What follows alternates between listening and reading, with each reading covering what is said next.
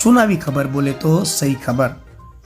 हम आपको वलसाड डांग लोकसभा चुनाव का विश्लेषण बता रहे हैं ग्राफिक्स के माध्यम से, और इस प्रकार बात समझाने की कोशिश कर रहे हैं कि कपराड़ा के एमएलए विधानसभा के जीतूभाई चौधरी और धर्मपुर के एमएलए अरविंद भाई पटेल, इनकी प्रतिष्ठा दांव पर लगी है।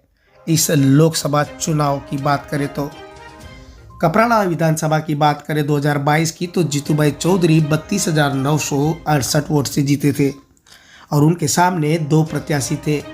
वसंत भाई पटेल कांग्रेस से, जिनको 58,031 वोट मिले थे, और जयेंद्र गावित आम आदमी पार्टी के 53,168 वोट मिले थे। इनका दोनों का टोटल किया जाए तो 1,11,199 वोट होता है। जो इनका गठबंधन विधानसभा में होता तो जीतूभाई की जो जीत निश्चित हुई है उस पे सवाल खड़े हो जाते। और इस बार लोकसभा चुनाव की बात करें तो आम आदमी पार्टी और कांग्रेस का गठबंधन हुआ है। इस इलाके की बात करें तो धर्मपुर कपराड़ा में आम आदमी पार्टी का भी वर्चस्व नजर आता है।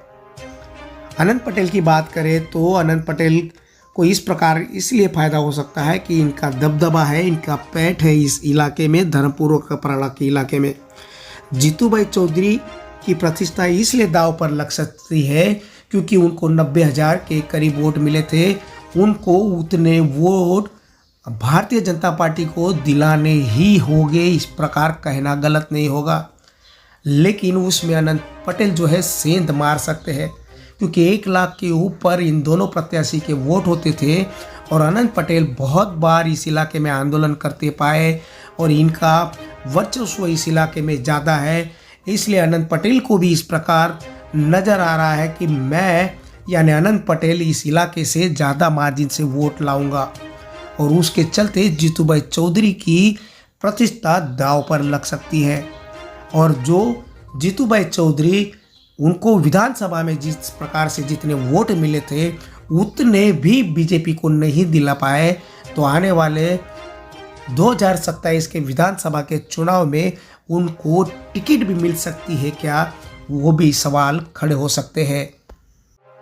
धर्मपुर कपराड़ा इलाके में कल्पेश पटेल का भी नाम दबदबा है और जो वो अनंत पटेल के समर्थक है। वो अरविंद पटेल की बात करें तो अरविंद पटेल 33,327 वोटों से जीते थे। उनको 83,544 वोट मिले थे। उनके सामने दो प्रत्याशी थे। आम आदमी पार्टी के कमलेश पटेल 50,217 वोटों से जीते थे और किशन पटेल जो है वो कांग्रेस के प्रत्याशी 33,507 वोटों से जीते थे। इन दोनों का टोटल मिला दे तो 83,724 वोट होता है, जो अरविंद भाई पटेल से ज़्यादा होता है।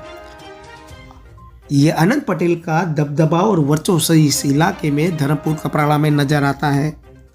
इसके चलते अरविंद भाई पटेल को विधानसभा में जितने वोट मिले थे उतने ही वोट जो भारतीय जनता पार्टी के प्रत्याशी धवल पटेल दिलाने में कामयाब हो जाते हैं तो कोई बात नहीं है।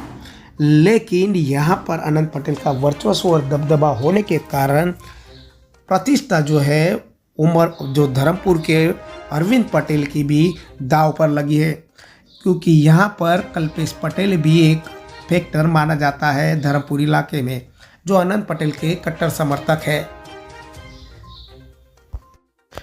कपराड़ा एमएलए जीतूभाई चौधरी और धर्मपुर के एमएलए अरविंद भाई पटेल की बात करें तो ये इनको विधानसभा में जितने वोट मिले हैं उतने भी भारतीय जनता पार्टी को वो दिला पाए तो उनकी साख बच जाएगी, उनकी प्रतिष्ठा बच जाएगी और विधानसभा गुजरात 2027 में इनकी टिकट की चर्चा हो सकती है और मिल सकती है। लेकिन ये परिस्थिति गंभीर है, विधानसभा के विपरीत है, क्योंकि यहाँ पर अनंत पटेल का दबदबा और वर्चस्व है और यहाँ के लोगों का समर्थन ज़्यादा नज़र आ रहा है। पूरे लोकसभा की बात करें तो धर्मपुर और कपराड़ा में अनंत पटेल का दबदबा और वर्चस्व नज़र आ रहा है। इसीलिए भारतीय जनता पार्टी के एमएलए कपराड़ा के जीतूभाई चौधरी और धर्मपुर के एमएलए भारतीय जनता पार्टी के अरविंद पटेल, इनकी प्रतिष्ठा दांव पर लगी है, क्योंकि इनके जो वोट्स हैं वो ज़्यादा दिलाने पड़ेंगे या जितने उनको विधानसभा में मिले हैं उतने भी दिलाने में कामयाब हो गए तो आने वाला भविष्य इनका राजनीतिक तय होगा। ब्यूरो रिपोर्ट, जनता आवाज़, भारत।